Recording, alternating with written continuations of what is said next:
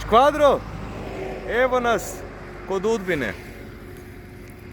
Vidite tamo gore ovu bijelu točku između crvenog i bijelog tornja. Tu negdje iza. Tu smo mi, Tomo i ja i cijela Hrvatska, katolici, Hrvati, domovinska Hrvatska, iseljeništvo, svi smo zajedno tu. Ima jedna stvar što želim dodati, ok, ako se tučete međusobno i sa šakama i pravo, dobro, jasno mi je gdje je vojska, mora biti nereda. I ako je dogovorena je šora, ali to je jedan način da pokažete jedni drugima kakvi ste i ko smo. Ali neka ne prelazi u naviku i u mržnju. To što se dogodilo sportski. Sada, neka bude sportski.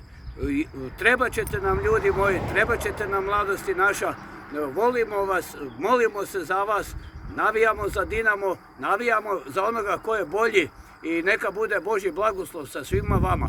A opet ću reći, ipak Dinamo Zagreb i Božji blagoslov svim navijačima u Hrvatskoj. Uz Boga i Krista. To je naša Protiv snaga. komunista. Ja te ista. Pozdrav!